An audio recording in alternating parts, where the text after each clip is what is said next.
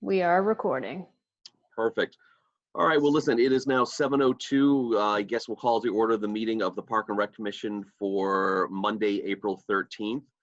We do have a quorum, so thank you all very much for getting on. I know this is, again, kind of strange worlds we're all living in here, and this is the second meeting that we've had like this, that just by kind of looking at the reports, it's going to be like this for a little while longer. One thing I do like to say is that we're going to have to wait for it to go back to normal, as people say. But what I would like to do is kind of continue doing these and get back on a regular meeting schedule that, you know, we'll do everything that we can, like we would be having a live meeting together, but we're just going to have to do it on Zoom until it goes back to normal. So just want to let you know that these aren't going to be few and far between. We want to get back on a consistent schedule. So I appreciate everyone taking the time tonight. I know that Kristen is in the vestibule right now with no heat, so we'll probably won't keep her on there this long.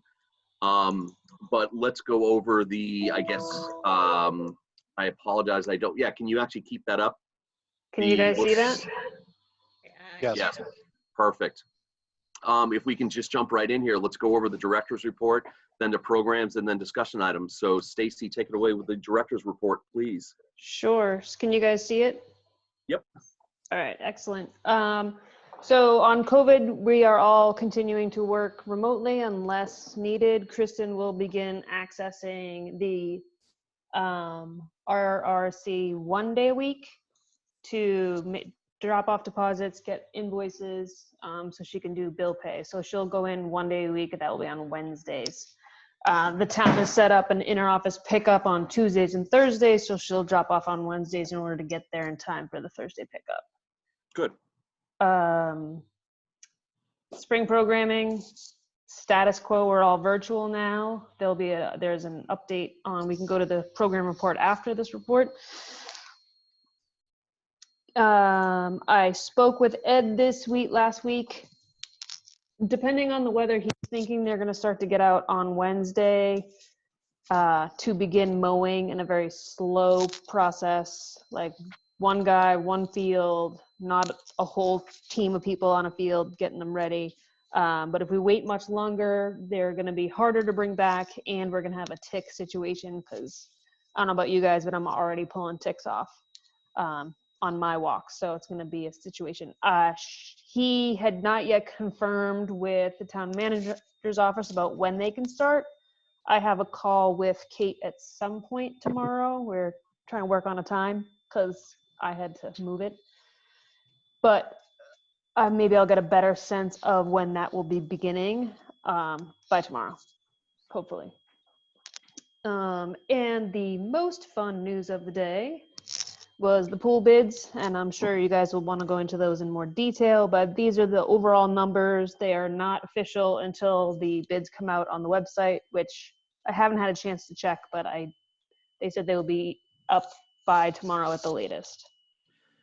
Stacy, if you don't mind, I know the pool is one thing we want to jump into. Can we jump back to fields really quickly?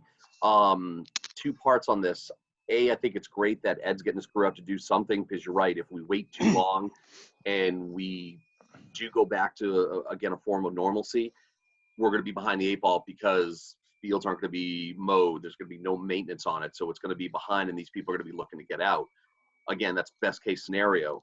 But have we, at least from what I've seen a drastic decline in people actually accessing the fields on my daily walks and just driving through. Like, I think it's great the barriers are up at a lot of the fields. It's very hard to keep people off to Fazio because there's so many access points. But when I do go by, it's less and less. It's maybe one or two stragglers going through. So I definitely appreciate what was done to get this done. It's not perfect, but it's something that we're making that change. We're moving the needle in the right direction. Yep. So when talking to Ed, basically there's more than likely going to be an uptick of people on the fields just because that's the nature of people. They'll see the mowers and they'll think that we're open.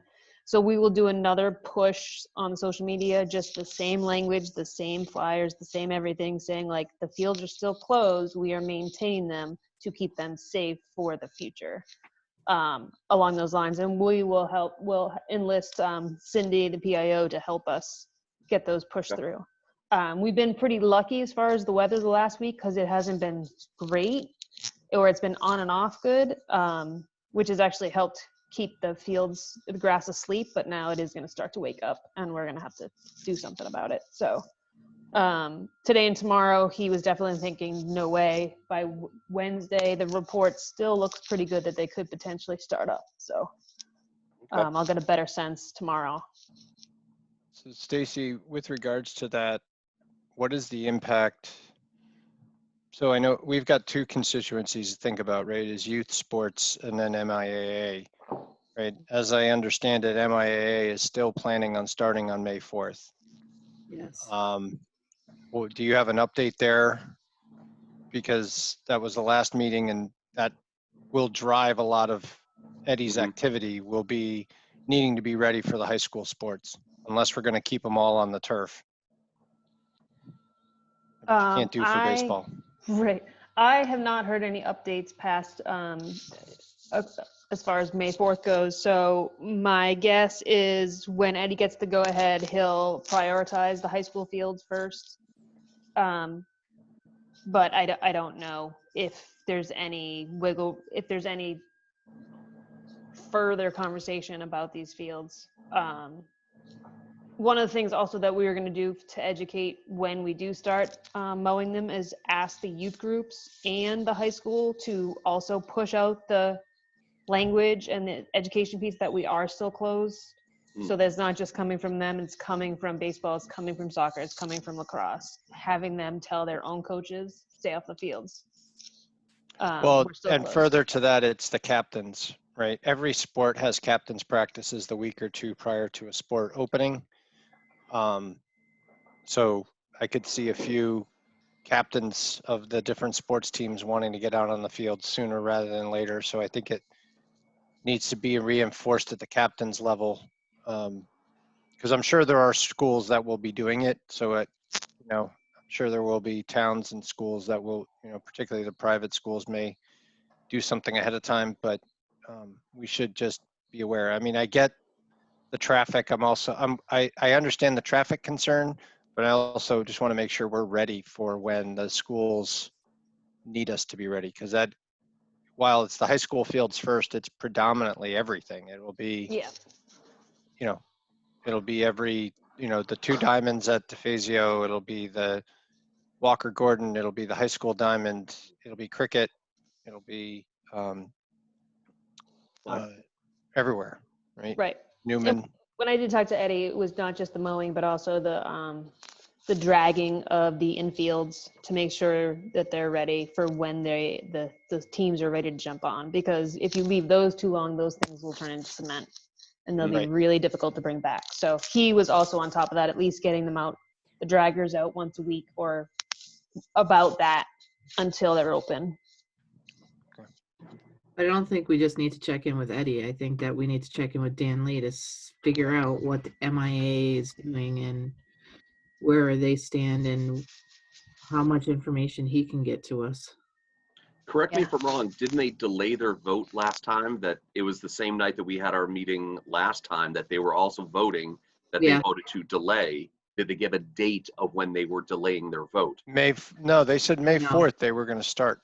Yeah, but Oh, what really? Chris is asking is when, are they delaying, if they're gonna figure it out again. The start is May 4th, but are they gonna figure out, is there gonna be another date where they're gonna say, oh, the season's over? Yeah, Right. no, I agree, Angela. Well, I think that depends on what the governor says about May 4th, right? I Yeah. think that's all going to be predicated on the governor's actions. So, I'll put a call in. I have a to-do list for tomorrow, and I'll give Dan Lee a call and see if he can give me any inside information on that. Nice, work those channels. Chris, what was the discussion? You had mentioned the youth sports groups were going to get together and at least align on their thoughts. So LJ Gage reached out to Mark Miskin with soccer, and if we all know Mark, he's kind of all over the place. In regards to the Memorial Day tournament, that is pretty much close to being canceled just because they have so many teams coming from so many different parts that it'd just be too big of a concern. The second part he brought up were the hotels, is that he had a bunch of hotels already booked for that Memorial Day tournament. They might not be open. So it's very hard to have X amount of teams come, and then if they do come, they have no accommodations to stay. So they're pretty much close to, signing off and not having a Memorial Day tournament. They're also looking to their two types of season where they have an in-town and then they have a travel program. If the next thing that's going to get cut, it would probably be the travel program, just because they need a certain amount of games to actually have a legitimate season. So that will probably be chopped also. In regards to an in-town program, that's the one that he really, really wants to do because it is in town. You're not traveling out to other places. You're not, you're making it easier just because it is an in-town league. Baseball is kind of looking at the same thing, that they're looking to say, all right, listen, if it does happen May 4th, yeah, we'll have a condensed season. We'll go from May 11th to June 19th, which is when the school ends. But again, that's all dependent on what's going on with, what the governor says. Lacrosse, to my knowledge, also is kind of sitting on the same boat of they're going to follow suit whatever everybody else does. If soccer decides to cancel just because they don't have a season or don't have the numbers, then that's a decision they're going to make. But no one's going to cancel if they think, oh, well, it's still a concern for a health risk. Everyone's going to be on the same page of that. So I have a question for you guys. Mhm. So if soccer's not in season right now, and we're looking at, baseball and softball and all those other things that you have that condensed season, Mhm. don't you guys feel as though those sports should get priority over the fields over soccer at this point, since it's not soccer season? No, it's not. So it is soccer season. No, it's not. Soccer Not season's in the officially. fall. That's at the high school level. That's at all levels. This is just a spring soccer. It's supposed to be recreational soccer in the spring. Right, but it is soccer season for our. Sandy, we can hardly hear you. Oh, sorry. Can you hear me better now? Yep. It is soccer season for our recreational leagues. Right. Even though it's not at the high school level. So we have always treated it as a full season. Mhm. Even in the spring, even though we have often talked about, you may recall, talked a lot about whether or not we should give priority to in-season sports, but the recreational soccer has always been treated the same in the spring. So Right. we haven't changed that policy. That doesn't mean we can't consider it. I don't know that it would be fair to do that right now, Mhm. but we have always talked about that, Andrew. It's a Yeah. very good point. I just feel bad because you have all these other sports that just have this one season, Mhm. and soccer is played in the fall. And I know that some recreational teams choose to play in the springtime, but the majority of soccer is done in the fall, and that's just giving more field space to the soccer programs, and you have these other programs that want to utilize the fields as well. So, Angela, I would say that if they take away their travel teams, that will substantially cut back the amount of time that they need. Yeah. I would say that's half Because their they usage. because they always gave their travel teams 2 practices a week plus games, Mm-hmm. and they gave their rec leagues 1 practice a week plus a game. So that they're going to be, and they've always had, like, from 7th grade onward, they have, a ton of teams. So that will substantially reduce their time. So if they stick with their in-town, I tend to agree with Cindy. I mean, we've never told them no before, and we have lacrosse now in the fall, and we have baseball in the fall. We have, the only sport that isn't quote unquote year round is, football at this Mhm. stage. So for us to impose it here artificially, I think would be a little bit tough, particularly if they're going to turn around and say, hey, look, we're canceling our tournament, we're canceling travel, Yeah. we want to keep in town, Give them something.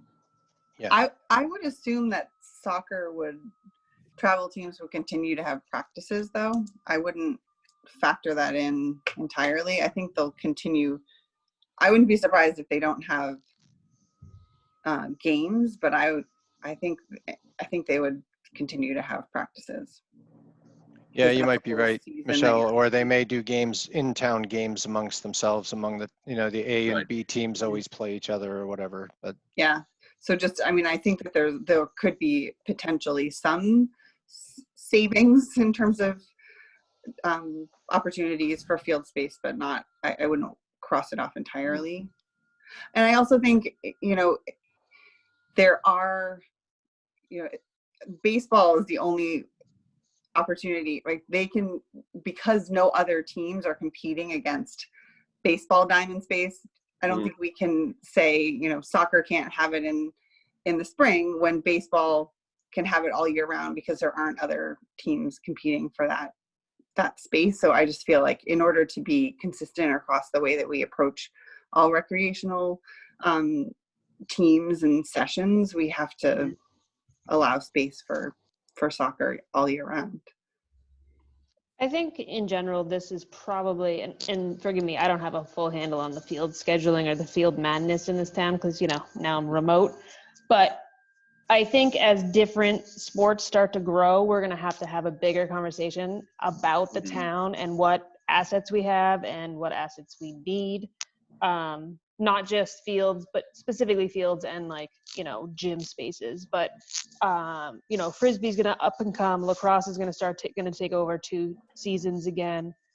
Field hockey's coming Field on. hockey, yeah. Field hockey's going to come in. Yeah. You're going to have Frisbee. Cricket is this Rugby. giant thing. Yeah. Rugby is going to come Jeez. down. We're going to have to put in those stupid pickleball courts. So I think it's a much bigger, I Oh. mean, I love pickleball.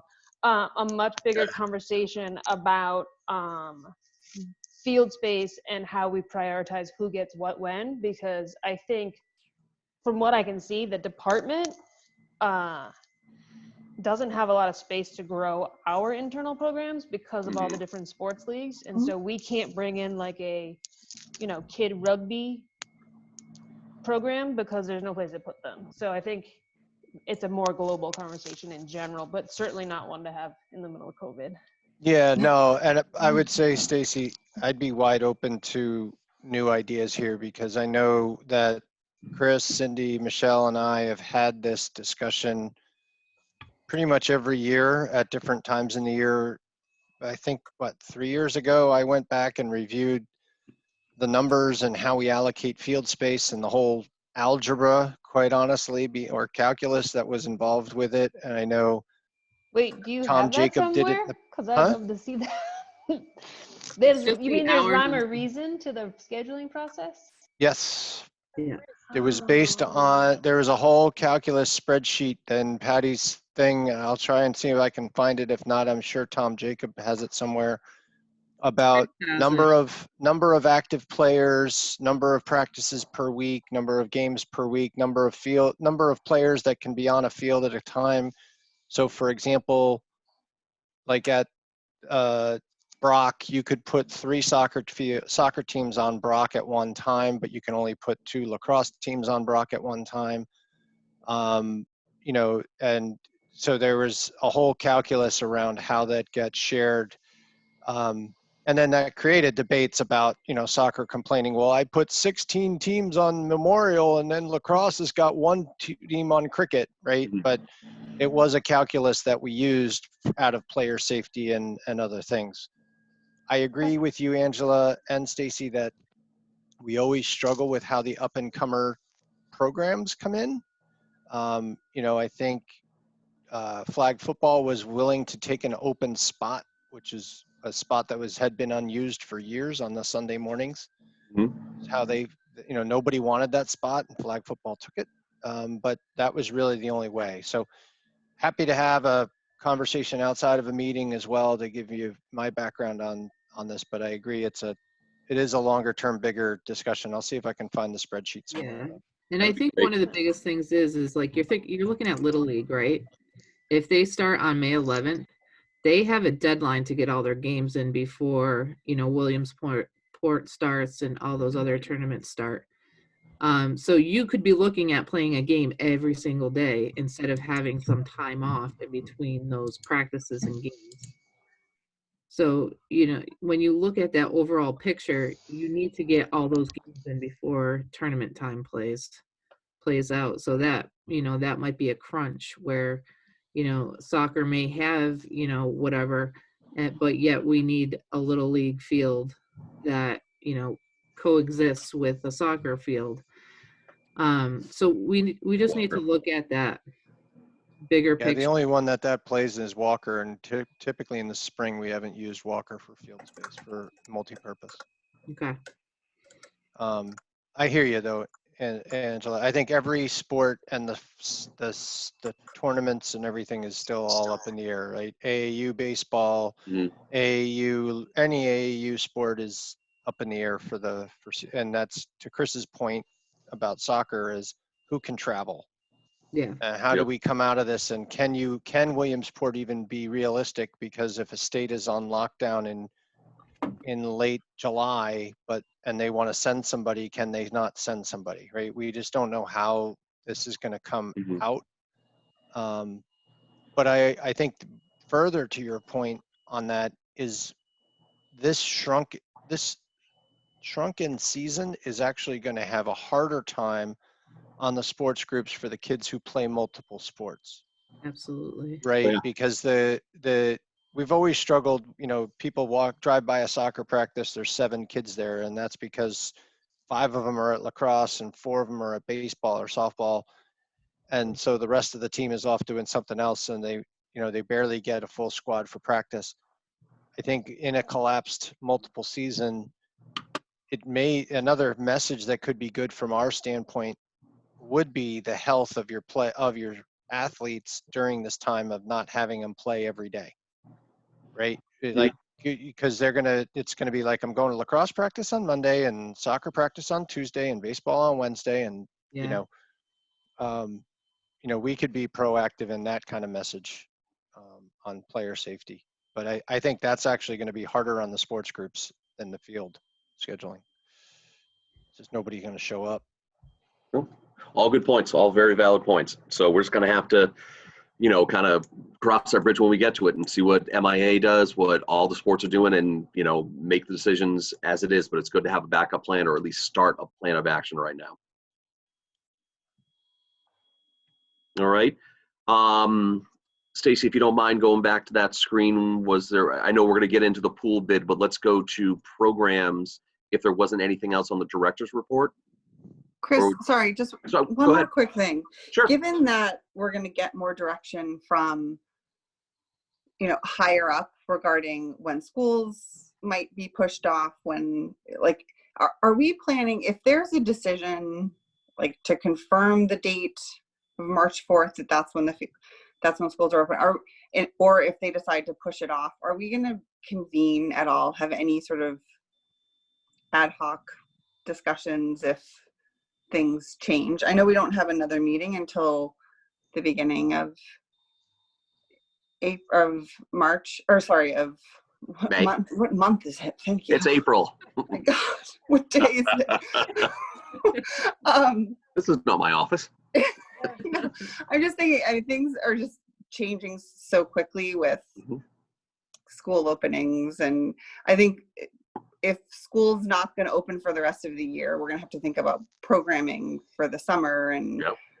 Mhm. I just didn't know if we wanted to, what would happen, or do we have different scenarios in place depending on what the outcome is of any kind of future decisions around school openings, and how long the stay-at-home situation is going to be in place. No, I think that those are all valid questions, and I think that's something we are going to talk about tonight. I mean, for instance, one of those things, if school doesn't open, what does that look like if we open up the pool? Can we? Will we?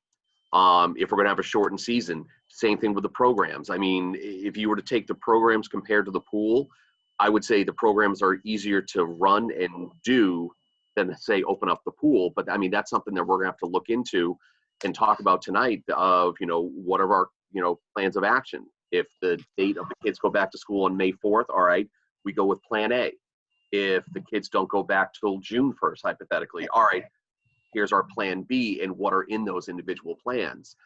Some of them are going to be the same and repetitious, but other ones are going to have to be changed of if we don't go back, it's going to be you could map out the well planned, and then it all changes because of a date or something doesn't open. So, but I Okay. mean, I think it's something that we definitely have to have action plans in place. We won't publicize them yet because we don't know what direction we're going in. Is it going to be Right. plan A, plan B, or plan C? Totally So, fair. all right. I know before I apologize, one more thing in the director's report, the dredging report was on there. That from what we're hearing is they are going to be done on time. Is that correct, Stacy? Yes, let me pull up that email as well. Let's see if I can share that too. Good Lord. Stacy, if you share your desktop, then you don't have to if you go into share, just share your desktop. Don't share each individual thing. It's a little easier. Where do I do that? When you hit share screen, one of your options, well, you've disabled me, but when you hit share screen, it'll give you, the upper left should be your entire desktop, and then everything else is the individual applications that you have on your desk. Okay. Yeah, There we you go. Then you just Alright. tab through. The guy in the old headset actually knows what he's doing. That's just a rumor. Did it come in through Morse code on the headset? All right. Noise so canceling, my friend. I'm gonna slide this over, see if you guys can see this. So this is an email from Kate. That's actually from Tony. That basically says that these guys are going to be ready to roll by I think it was May 1st. May 1st. It says right here. So the contract amount will be removed by May 1st. They'll need 2 weeks to remove the staging on a lake bottom and begin refilling. Assuming we get normal weather, the lake will be refilled by Memorial Day. While that is happening, they still have work to complete on the model boating area and the monument. And they expect to complete that work and demobilize from the site by mid-June. Can we Now- prioritize the beach work? I Oh, don't definitely. see beach work in there, does it? Well, That I was just don't actually know if part that's of the the staging contract. pad and the equipment, but yeah, The I think we need staging to, pad, isn't that where the boat launch or where No. Chambers Cove's where they yeah, built you're right. all that No, you're stuff right, over there? Angela. I Yeah. just think, I agree with you. I think we need to get a clear understanding or prioritization for the beach area. Okay.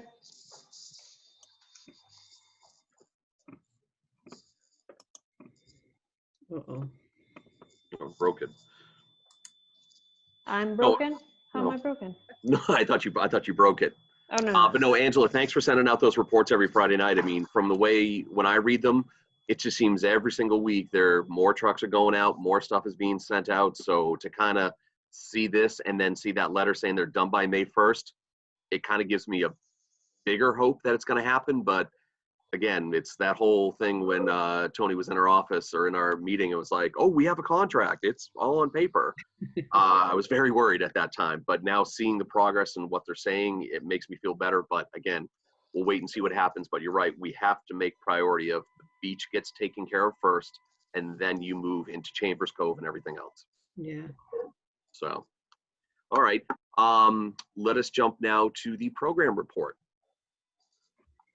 So virtual programming right now, Chris and I are working with the Needham History Center and Museum on a Needham History Mad Libs. Gloria has developed 3 little stories for us, and Chris has been going through it and taking out the words that he wants to take out for the kids and the families to fill in. I reached out to Adrian and RJ over at the PD, the school resource officers, because our last all staff meeting, our chief was talking about how they were missing the community programming aspect of stuff, and thought that we could reach out to them and see if there's anything that we could collaborate on with them to get their faces out there so the kids could see them. Kristen did a great job at collecting all the playground pictures and incorporating them into a virtual egg hunt, which was awesome. She spent a lot of time on trying to put the eggs where they needed to go. Chris and I have also been working on coming up with some kind of virtual superhero training where the kids could do it one day, and it's kind of like a station of different activities that they could do. And then Kim is coming up with a little booklet of superhero like worksheets for them to do, and Kristen's gonna develop a certificate of completing the superhero training course. So the kids, when they do that, they'll be sent, a PDF certificate so they can print it out. I've spoken to Eddie about a town cleanup day that's going to take place hopefully next Wednesday. And then we're going to hopefully do a bag pickup at Rosemary. He's hoping that his staff will be willing to go around Needham and pick up, the full bags like we do for the townwide cleanups. You know how we, have the bags and they come and pick them up. We do the same thing for this townwide thing. It's on Earth Day, so we're hoping to push that. Eddie and I have also talked about Wow. we've also talked about the Arbor Day stuff, which is the day after the townwide cleanup. But he still is trying to get in contact with the people that have the saplings, and he's trying to figure out when those are going to be delivered. He has 500 saplings to hand out, and every year they go to the schools and talk about, how to plant them, how to care for them, and we're hoping to do that. And he's gonna hopefully, him and Logan are gonna hopefully do a video of how to care for the saplings and all of that. And then Chris is working on a virtual story, and then we've been brainstorming of some stuff too. Chris and I have been playing around with a couple different gaming things where we can do a trivia night. And then we talked about possibly doing something with the 4th of May for Star Wars, and then hopefully doing another chalk day. For the other programs that were, So Angela, can I just yeah, make a couple of comments? So sure. one, I think this is all phenomenal. This is really creative on yours and the team's part. And I thought the virtual egg hunt was cool. I love seeing the pictures. I'd love to see what the numbers were from a response, like how many people participated, because I think what gets unnoticed is how many people actually do interact with this stuff when you do it. So in the future, don't need it now, but it would be a great thing to check out. One idea, as you reached out to the resource officers, and what if you combined your superhero training and the resource officers? Yeah, I put that in the email that I sent over to them to see if they would be interested in doing something like that as well. Yeah, so they could do that calisthenics with the resource officer 2 days a week at somewhere, right? Something they could do on their, you can do this on your deck or in your basement or in your driveway, and go out and take 5 shots or whatever, juggle the ball 10 times, whatever it is. Just do silly, stupid little things that everybody can do a part of that. I think that virtual superhero training could actually be pretty cool to do with simple, it doesn't even have to be us. It could just be links to 3 to 5 minute videos of exercise or something like that that are out there, right? So no, that's very cool. That out for the next because we know that we're probably not going to be going back in a couple weeks. So this is our way of looking into the future of different things that we could roll out, and having that superhero training, and May the 4th be with you, and another chalk day to have on hand when everybody's told, hey, listen, we're not going back. And then, not our area, Be a but different kind of 5 shots at that point. yeah. What do you mean? At that point, it's 10 now. That's a bottle. Angela, another idea could be if you get Eddie to do the sapling thing, you could also have Eddie do something around field safety and the care of the fields, which would have a broad appeal, right? People taking care of their yards, they've got more time, not that we want Eddie to give away all his trade secrets, but you could talk about he could do a quick little video series about what goes into keeping our fields safe, right? Yeah.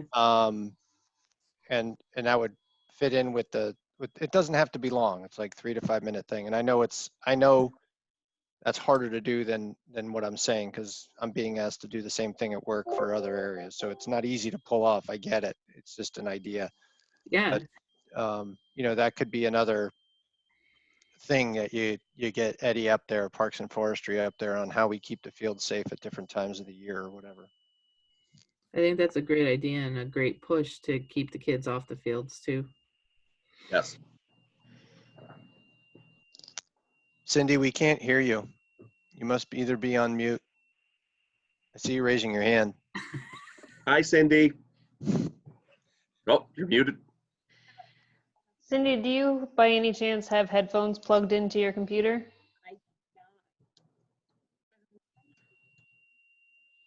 That was a good call, Stacy, but she can't hear us. She Yeah. can't. I can, Nope. I can hear you. Yeah, she. Oh, But do maybe you Stephanie- have headphones into your computer somewhere? No, Do you have headphones you can plug into your computer? not nearby. So I have to find them. Do you have a tin can and string? I'm gonna leave the meeting. I'm gonna leave the meeting and come back. And come back? Okay. Okay. Okay? That means I have to let her back in, huh? Did anyone notice that you could hear her the further away from the computer? Yeah. It does seem like there are headphones somewhere, or her, Yeah. because you I can only ask hear that her because so I do that faintly. all the time. And I'm like, Yeah. why doesn't my volume work? Right. And then I realize I'm still plugged in. Okay, so at the risk of leaving Kristen in the cold vestibule for too long, any other updates on programming or any other questions on programming? Angela, you Well- got cut off in the middle, so. Yeah, that's all right. So we, Girls on the Run has decided to cancel. So Kim is working on that to give them their refunds, because we didn't have to pay anything out for that. And then programs that could be canceled in the near future are early release days in June or May and June.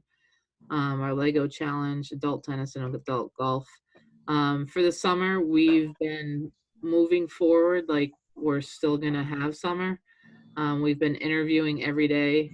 We're almost to our core supervisory staff for the pool. So that's pretty exciting. It is. We think that we have a pretty solid supervisory team this year, which is really awesome. And that's about it. Angela, just quick question. How are the interviews going? Like when you're interviewing the people, they understand that it's no guarantee, but Yes.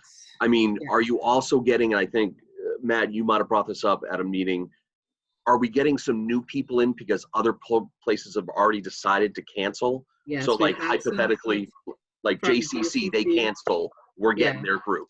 Yeah, we've gotten kids from JCC and we've gotten kids from obviously BSC. Lifetime? Not Lifetime yet. Okay. Well, And just kids from like the Y, actually.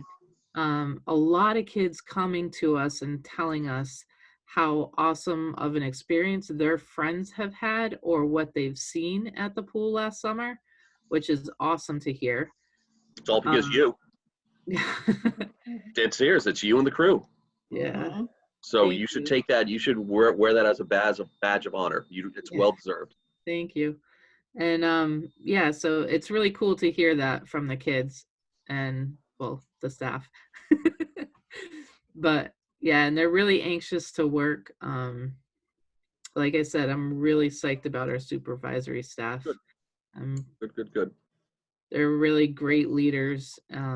Couple of them have only been guards for a year or so, but they took it right before they became guards last year. But two of them were unbelievable last summer and were moved into the head guard position halfway through the summer because of their leadership skills and their ability to scan the situation and act too, and weren't afraid to put their foot down. So No, it's good. That's great news to hear that you guys, we're getting a good crew. If you feel confident about it, makes me feel Yeah. very confident. So yeah, and they're true leaders, which is awesome because that's what we need. great. All right. So do we want to jump into the meat and potatoes here? Well, can we hear Cindy as she's back? Can you hear me? Yeah. Yay!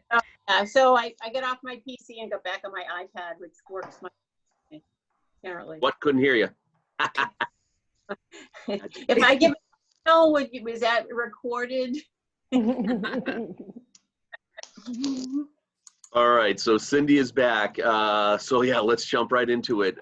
This morning I was on the bid opening for the pool with Stacy, Kristen, and Angela. I think you were on also, correct? Yes. I will yield the floor to you three because let's just jump right into it. So As far as the startup bid, there's not a whole, I mean, the number kind of speaks for itself. It's slightly over budget. slightly. By like 5 or 6 times. Yep. Although when they went through the breakdown, none of the numbers individually looked too far crazy. It's just that we have a very unique system. We have a meeting set up with Dave Friday. Friday the 17th with the group of people to discuss what to do. So we'll have a better sense on that bid number then. The only good thing about having one bidder is that we can, because it's a single bid, we can negotiate down so we can cut things out or work with them. But I don't think they're going to come down $115,000. So we're going to, I can ask, but I doubt that. So we'll see. But we finally did schedule a meeting for Friday. So We're looking at this, the on-call amount, which is about 32 grand. And that's a coverage of, you're looking at 11 or 14 weeks of the pool being open. Now, with the circumstances that we're in right now, we probably won't need that many hours Mhm. that they put in. So we could probably cut that in half. Just looking at it and really trying to configure what we really need for the pool. So can you tell us where we missed and what we thought was going to be and why it's so much more? Not necessarily where we missed, but why it is so much higher. I mean, we thought it was going to be potentially $30,000, right? So what are the big ticket items that got us up to 146? So I can jump in. So the thing is, the original number was just not Made up. close. Yeah, it was manufactured and it was like a shot in the dark, and it's nobody's fault. It's just this pool system is giant. Yeah. And I would have guessed just looking at it that it was going to be around the 6-figure mark. So Stacy, I tend to push on you on that one a little bit, not on you or anybody on the phone. When we went through this build process, they were supposed to be giving us an idea of how much it was going to cost to operate and start up this pool. To Cindy's point, right?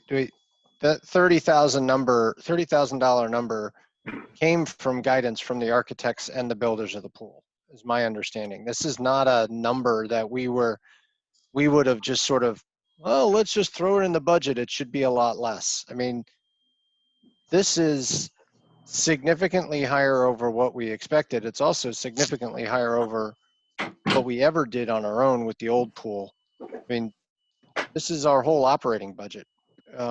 So Hmm. I tend to push back, and Weston and Sampson was engaged in that process of building this out and design. So for us to turn around and just blindly say that, oh, well, it's just a complicated system, we got wrong guidance somewhere. And I don't know what we can do to go back on that, but we got some substantially wrong guidance, and we need, the building group to come back and tell us why this is way off, not us just try and do it unless you've already gone down that path. I have looked at the list to see if there's anything that's out of bounds. My experience with Weston and Sampson is they're really good at some things and really horrible at other things. And in my last community, we asked for their guidance on a beach pool project, and it came in twice the amount. So we were expecting, 50 grand, and it came in at 100 grand. So it is like the exact same scenario, except quite a bit more percentage-wise. I don't know what we can do about it. I wasn't around for that. I think at this point we just have to work backwards and see how we can cut this down and where these numbers are really coming from. More detailed.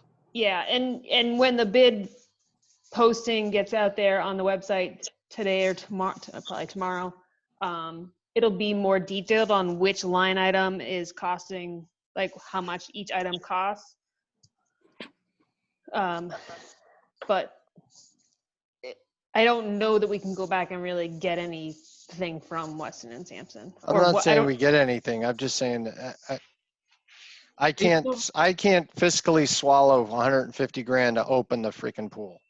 I don't think we should be pointing fingers at Weston and Sampson either at this point in time, because the closing article or items came from our architect, and there was no communication Mhm. between the both of them to what needed to be done and what didn't need to be done. So we really have to look at the bigger picture of all that and why the architect didn't think that these certain things didn't need to be included from the jump. Yeah, that's what I'm agreeing with you, Angela. I'm not just Yeah. pointing at Weston and Sampson. I I'm know you. saying the architect, I'm looking at, I think we got to go back to Mike Retzky and Steve Popper. I mean, those numbers and those estimates and everything was all given to us by them. Yep. Right. That was all part of the build of this project. I think we would have had a substantially different discussion on the pool overall if we knew it was going to cost us 150 grand a year to get it started. Well, that I was mean, one question. This nowhere near came into our P&L discussion.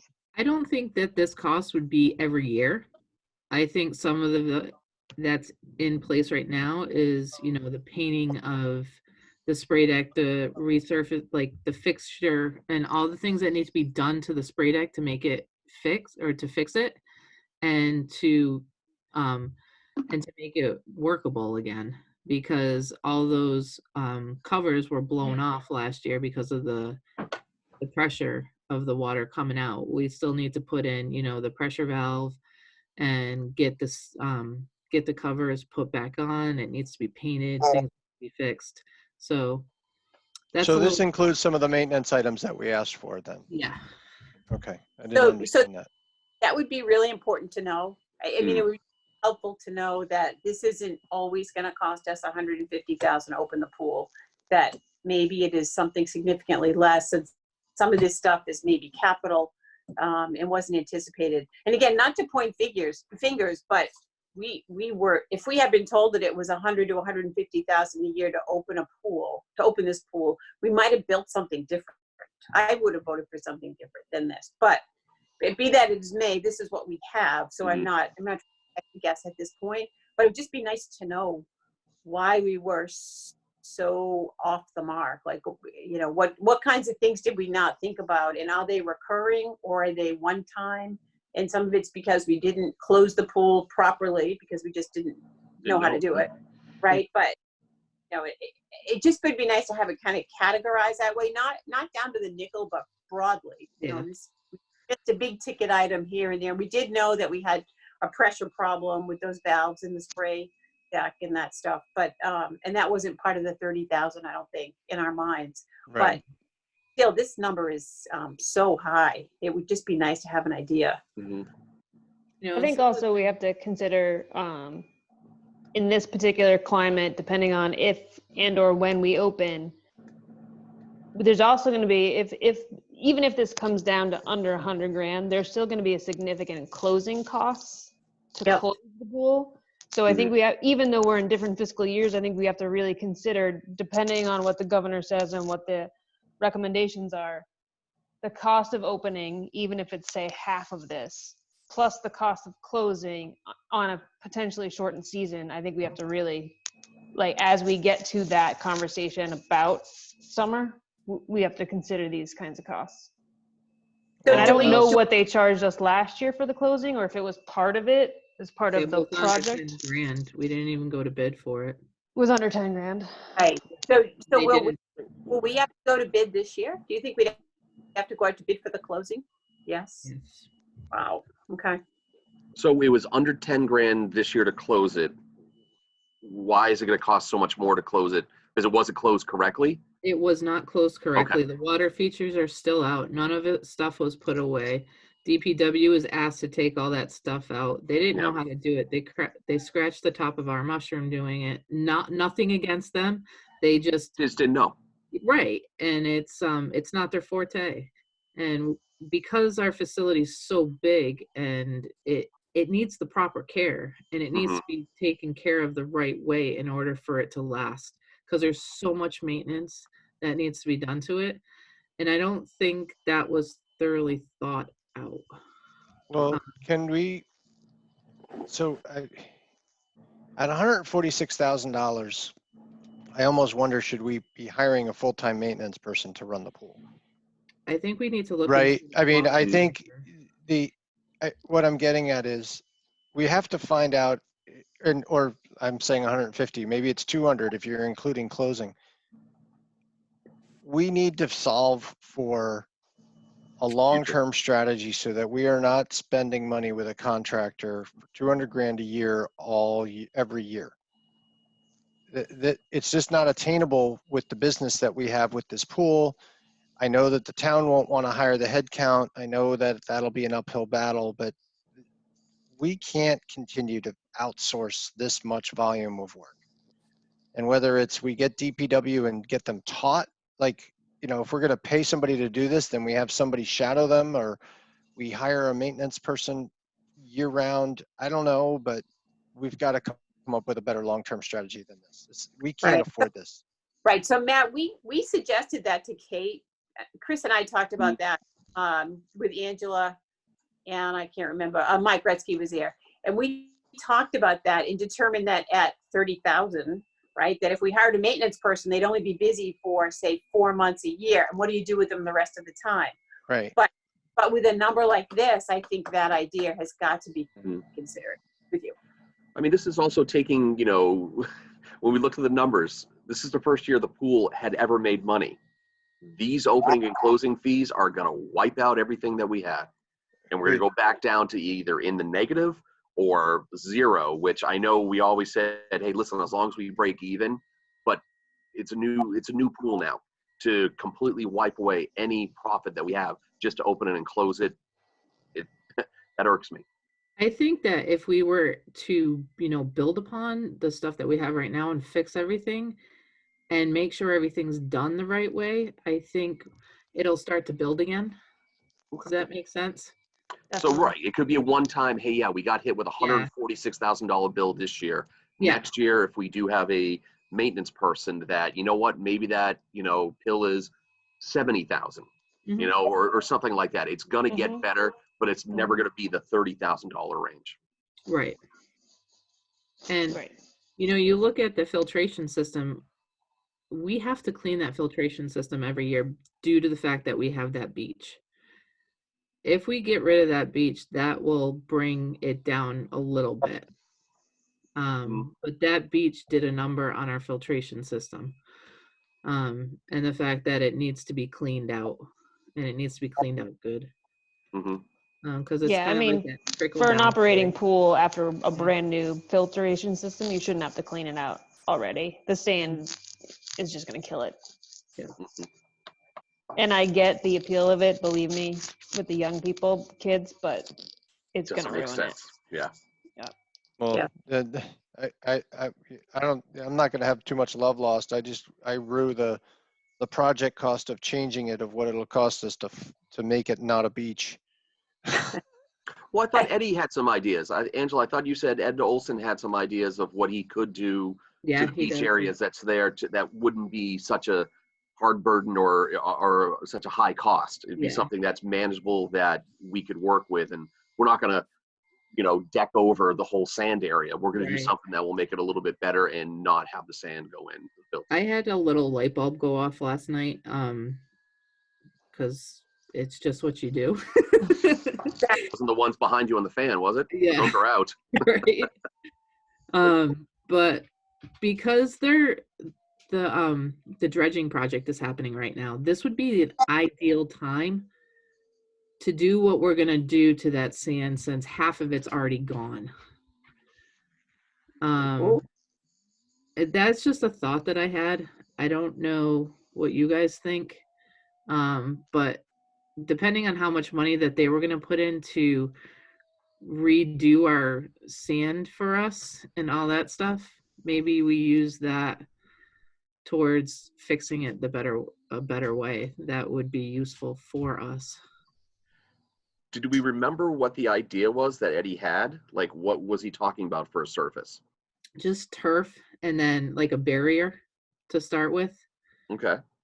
We have the leftover turf from the turf replacement project. Yeah, there's tons of leftover turf everywhere.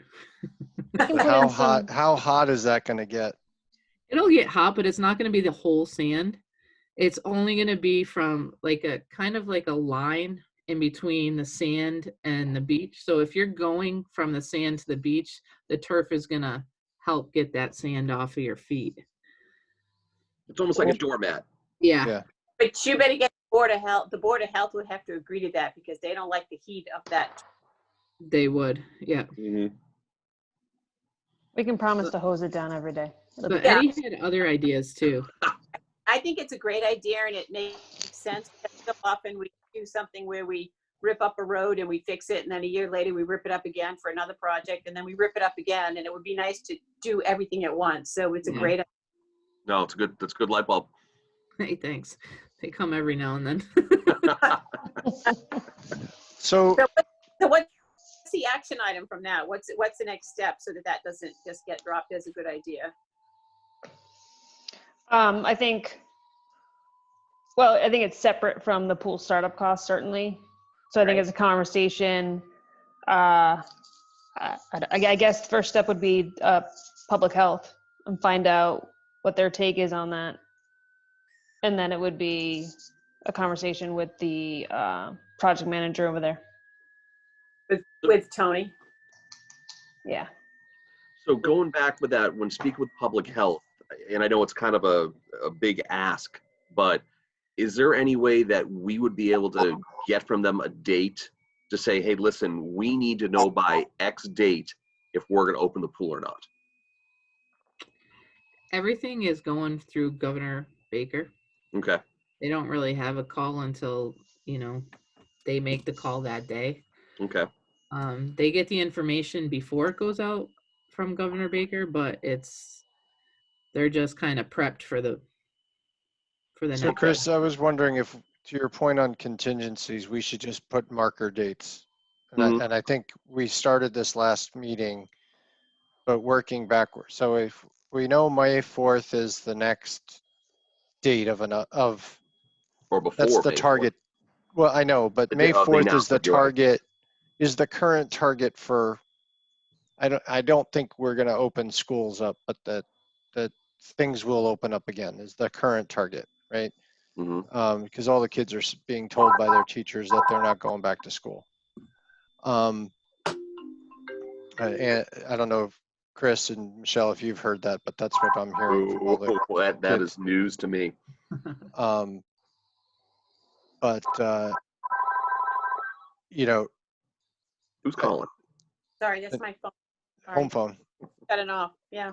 Home phone. But if we said May 4th is the first deadline of we have to make a decision, then, you know, whether it's every 2 weeks after that, then, you know, we sort of, I don't know if it's every 2 weeks or once a month, but we have to make these contingency plans, as you guys were all indicating. I think we've got to sort of say, okay, if it's May 15th, that means we can't open until 4th of July. And then if it's, you know, or whatever the time frame, like we have to sort of map that out, I think. I don't know if Yeah. it's up to us to understand. I think we need more data to help guide the staff on how to do that. Well, I would think it's also, as you mentioned, like, let's work it backwards. Let's work of what's the latest date that we had planned on opening. Let's then work it back to say, all right, we get 30 days out of it. We would have to open by this day and we'd have to do this many prep work. If we were to get 60 days out of the pool, what would our start date be and how many weeks we would need to kind of play catch up to get to that date? Because there's going to be a certain time where we're going to say it's not worth it to open. Like if we put a target date of, you know, July 4th and then we hear, oh, nope, still can't be over 25 people in a public space, it's not going to be worth opening up the pool after that. So it's something that we as a commission, I think we need to pick a date and kind of almost hold on to it internally and say, all right, listen, if we don't hear anything by this date, it doesn't make sense to open the pool because it's not going to be worth it. Right. How long a season do you think we have to make it worth it? Does that season have to be 3 weeks? Does it have to be 5 weeks? I think it honestly depends on how that bid opening, the pool opening bid can come down. Because that number is Right. going to factor in a big way. Right. The more it comes down, the more we could be open, the more it stays where it is, the shorter the season is. But that's But- more, we also really need to understand what is the maintenance and repair versus the upkeep, right? This is just highlighting the importance of understanding what. Yep. Yeah. Exactly. Because We have to have it that- broken down. Yeah. Yep. Yeah, but I also think we can't just look at the pool and its opening in a vacuum. So No. if we, because I agree with you all on the cost front, but let's say everything is shut down till August 1st. Hmm. Would we not, now that means nobody's gone on vacation. That means nobody's done anything. Would we want to turn around to the town and say we're not going to open for the month of August because we don't want to provide this service when most people in town will not have had any sort of outlet? Right? So I think what I'm getting at is we have to, we may, I'm not saying we do or don't, but I think we have to balance out our timelines and the costs with our duty or service to the rest of the town. But then that means our programs as well as the pool. Right. I agree with you, Matt. My concern is only that if we can open, say in August, and that's the first time we can open, and we have to open in a limited capacity, like our overall attendance has to be smaller, how do we offer that to the residents? Is it a first come first serve? Then it's Yeah, no, that's a great Yeah. point, Stacey. I haven't thought through that, but I'm thinking big macro, but yeah, those are the Mhm. details. I agree. Those are the kinds of details we need to think about, is that Mhm. we're open, but a limited basis, right? And, or, A through God K forbid, for we Monday, can- we Wednesday, have and to- Friday. or we have to do special cleaning of the whole site every so often, right? I mean, we don't know we don't know everything about how we're going to come out of this, but I do think if we start at a macro level and work backwards about what's feasible, I do agree with you. Those, you know, and maybe the Board of Health can give us at least some guidance on what they think may happen. I know that the governor's driving this, but, you know, as conservative as they are, and they have been with regards to this, we need to be able to build some level of a contingency plan. And to your point, Stacy, we may say, yeah, we're still going to open on August 1st, but then we find out that you can't have more than 30 people in a pool at a time. Well, then we may not, because we may decide to pull back on that because we can't Mhm. physically manage that, or it means that we're going to rotate 30 people in every hour, right? Which is a burden to the staff, right? Oh, So boy. Wow. Yeah. Well, And we- we've already sold passes and early birds, and people are not going to be happy with that. no, that's what I'm saying, Cindy. So Yeah. we may decide to close because we can't operationally provide the way it should be operationally done. But I don't know if we can worry about all the woulda, shoulda, couldas, but we should just look at, you know, if August 1st is the last day that we think we should open, when do we need to know by? And that probably is, you know, June 15th or June 25th or something that we need to know so that we could be open. But that's, you know, Angela, Stacy, that's the guidance we need from you guys about, is it a 6-week prep time from the time we know when we can open, or is it 4 weeks? What is it that it's going to take us to be able to go work that backwards?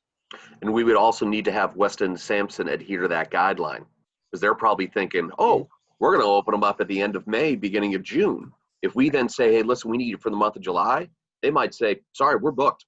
Right. We've got 10 other projects we got to do. We weren't factoring of getting you guys in July. You know, we were looking at May.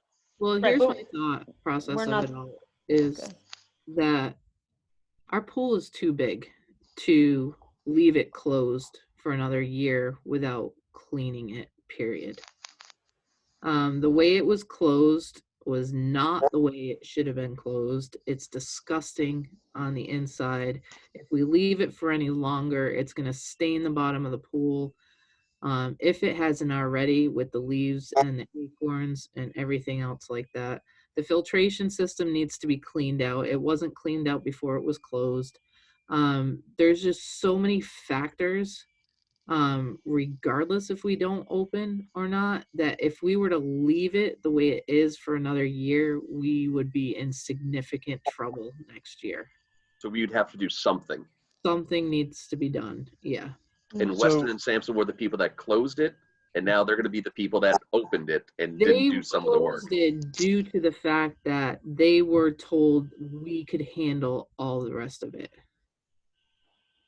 It was not their fault. Yeah, Okay, they- right, again, I'm not trying to. So I No. guess the other question could be, Angela, in that, and I mean, this allows us more pivot room, and I hear you, and I agree with that sentiment, right? We can't leave a mess. Mhm. Would we get approval? So let's just say we decided in the land of the unknown to open up on 1st of July, Mhm. right? We decide today, 1st of July is opening date. Could we have a contingency that we can still hire or have a maintenance person maintain it and keep it open even if we can't actually have patrons until August 1st? Like, you know, to your point, we need to do all this work. Can we, you know, would the town allow us, would this be an outdoor role that could be done? I mean, we don't know. We're shooting in the dark about a whole lot of things, but does that, if we have to do it and we have to open it, could we then hire somebody to keep it, you know, because as I know, once we open it, you got to keep the chlorine levels and the monitoring and everything, even though. Yeah, but we wouldn't have to hire anybody because Devin and I and Stacy can be taught how to handle all that stuff down there. It's not well, social distancing. But Devin and I already know how to run the system. So I mean, we can go down and vacuum and do all that stuff in the summertime to keep everything afloat. Once it's opened and done the correct way, then it's just maintaining it at that point.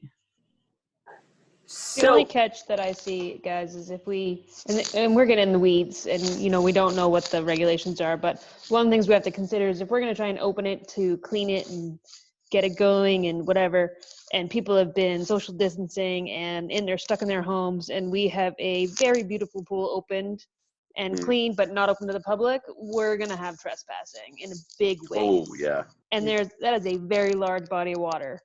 So we have to consider, yes, we can maintain it, but are we going to have to pay for like the cops to hang out there They already Oh, do. God.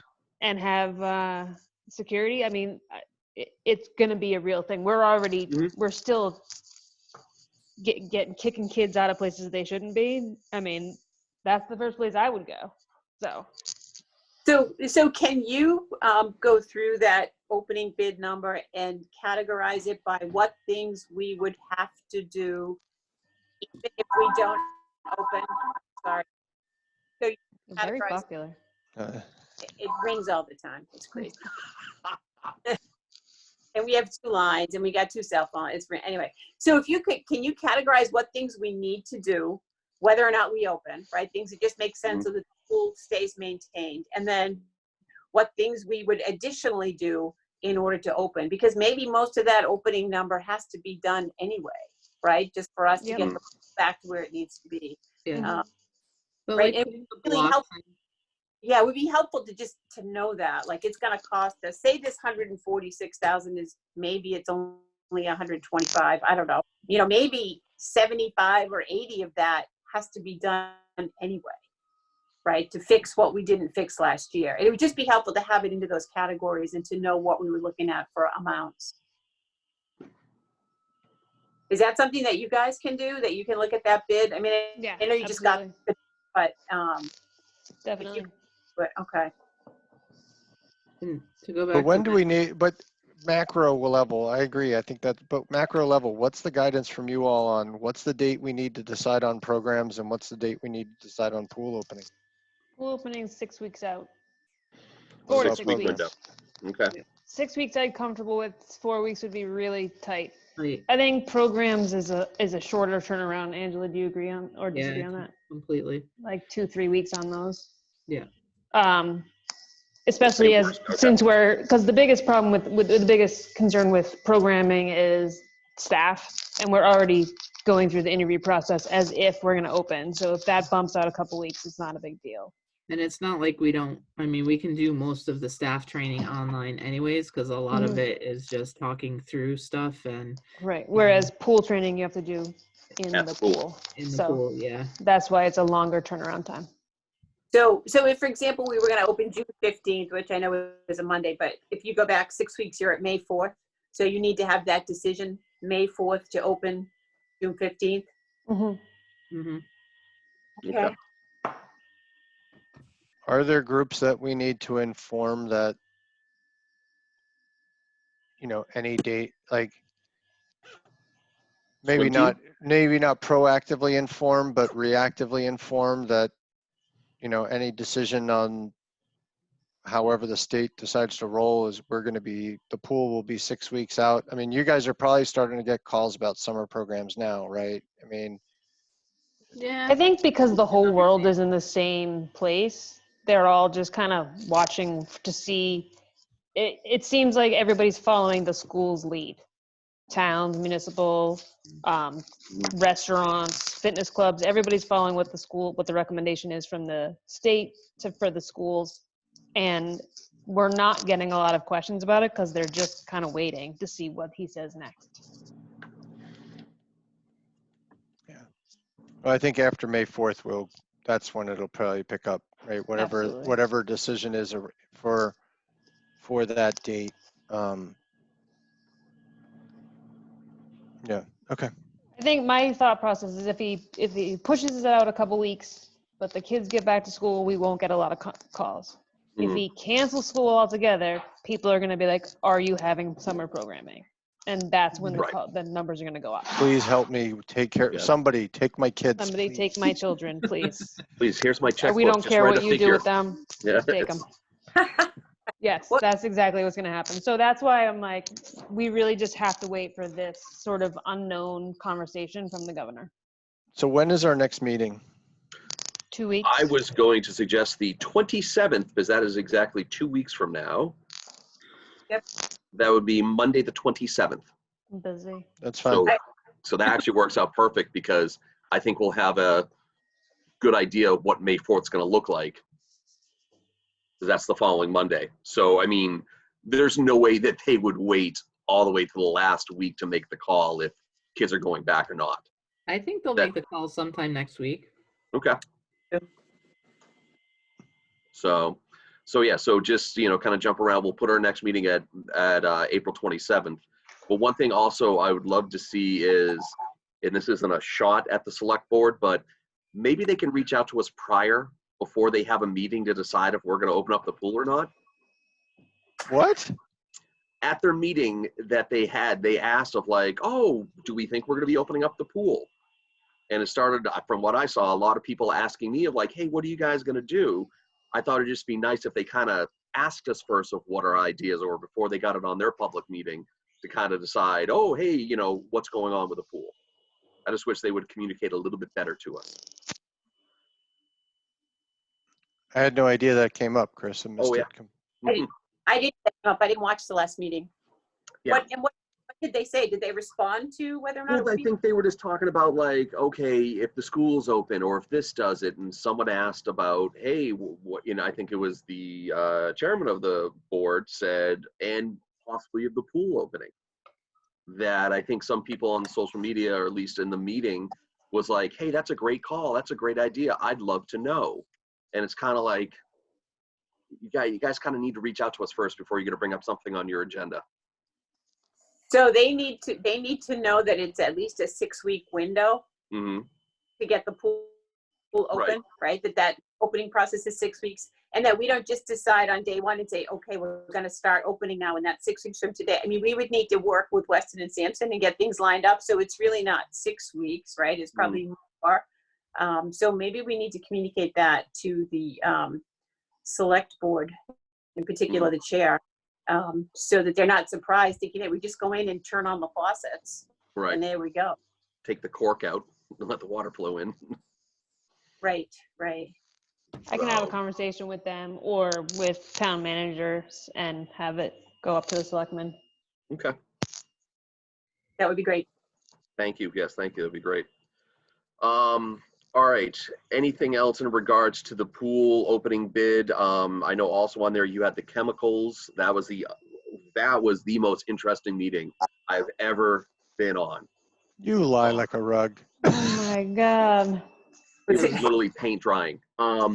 Where do we stand I on wanted to that? be like, just give me the bottom line. I don't I care thought it was about so- every line item. I thought it was funny though. What's her name? That was recording everything. Tatiana. Like he would Dave Davidson would read out the amount and she'd be like, correct. Oh, what was that amount again? Like she would always re-ask what the amount was, and she's the one recording it. But in regards to that, how do we look on that cost? In line? I know Dave was like, hey, one of them is kind of off here. They did this, but well below, right on line what we guesstimated. Yeah, Okay. right in Good. line. We're good. Mhm. Do we know it was what, 2 bidders or 3? 2. 2. 2. Do we've worked with both of them? Any preference? Any thumbs up, thumbs down? So the town worked with Fillion last year for chemicals. Mhm. And I've worked with Pure Aqua. So it's going to be a split bid. First and third are going to Fillion, and the middle part is going to go to Pure Aqua. Okay. I've worked with Pure Aqua for years. They're fine. They're great. Okay. And they're local, so you can get things quickly if you need them. Good. Okay. And Ansel, you feel confident about that too? Yeah. Good. Okay. And, No, let's. Billion didn't have the perlite that we needed, and they changed it in the bid. So, but Pure Aqua had it, so it works out perfectly. Oh, good. Right. I have a question, Chris. Are you guys hearing anything from other towns, other pool operators, that they are having any thoughts about what the summer's going to be like? I've been I know trying. we're- Yeah. So basically, it's all like, what are you going to do? I don't know. What are you going to do? I don't know. What are you going to do? That's pretty much where we're all at. But we're all acting as though we're going to open on, like everybody's interviewing, everybody's just getting prepped so that we can press go when the time comes. Okay. Okay. Good. Good. All right, Stacey, would you mind jumping back to the agenda just to see if there's anything else we want to kind of jump into that was on there? I don't have the agenda. Got it. Just share your screen. I don't have it open on my screen. Project updates. Here we go. Can you read it? Yeah, perfect. Project updates, anything that happened in the last 48 hours, Oh, topics for future meetings, adjourn. There you go. All Done. right. No, there's no project updates, anything like that, except for the dredging one, which went over. Anything any commissioner would like to bring up in regards to recently not thought of within 48 hours? I'll kind of go around the gauntlet here. Commissioner Toolin, anything you'd like to bring up or add to the discussion? No, the biggest one is the opening, which is Okay. out of our control. So Got it. Miss Geddes. Right, this she's You're unmuted. muted, Michelle. is muted. Bingo! I know No, how thank you. Great. All right, nothing for that. All right, Cindy, my VP. Oh, I'm the VP. No, I, as last time, I'd like to thank the staff, Angela, Stacy, and Kristen's gone, but please extend our thanks to the staff. This is a very unbelievable time to be working, and I think it's really hard for you folks, and I think you're doing a great job. And what I see on social media is fabulous. Keeping us out there, you're keeping us out there in a very positive way. So thank you. I'm sure it's not easy because this is unbelievable stress, in my opinion, to live through this without the added stress of whatever's going on with your family. So thank you. And please extend our thanks to the rest of the staff. Thank you, Cindy. No. Oh yeah, also to kind of go on that, as the chairman of the commission, I am going to throw down the gauntlet that the commission will have a, if not better, bunny dance off than I saw on Facebook yesterday. Oh, you wish. That made my day. My kids probably watched it 12 times each because they thought That's it was so awesome. funny. As the chairman, I think there's a challenge and we need to step up. So I can't wait for Arbor Day. You and me both. Actually, So- Mr. Chairman, I just Yes. remembered something. What do we need to do for replacing our empty chair? That is one thing, actually, Cindy and I spoke about that. I have an email of the options of what it is. If you can give me a day to find it, I can send it to each individual commissioner.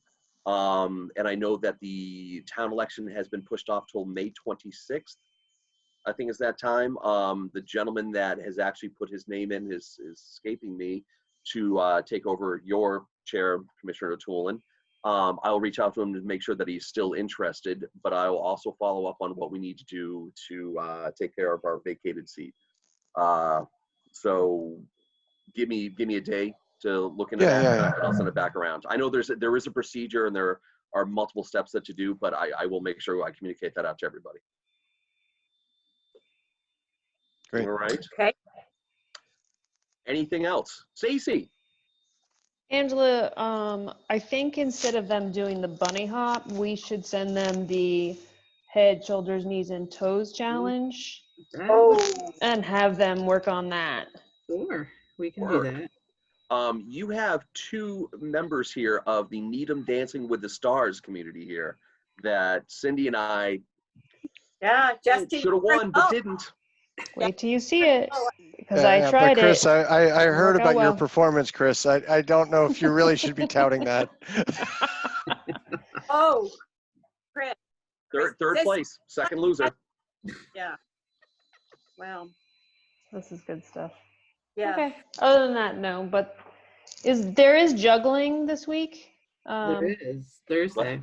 There's going to be juggling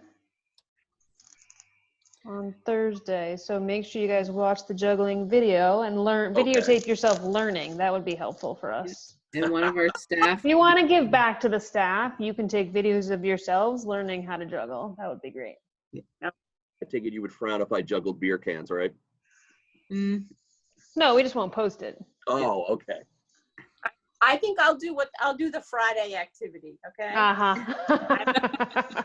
Hey, Wait, this Friday right here, you're going to make a song and perform it? No, You can that- learn to beatbox. Cindy, learn to beatbox. Oh my God, that would be fantastic. My I'd pay God. money. Beatbox. I couldn't even do Zoom on the PC. Yeah, she couldn't even turn on the sound. I So, think Lynn took my audio. yep, still there. All right. So, all right. So next meeting will be Monday, April 27th. Thank you Thanks, all Jim. very much. I appreciate it. If anything pops up in the meantime, feel free to reach out, okay? Don't you All have right. to, Oh yeah, call to, all right. Make a motion to adjourn. All right, all those in favor say aye. Hi. Aye. All right, everyone have a great night. Thank you. Thank you. Stay See ya. safe. Guys.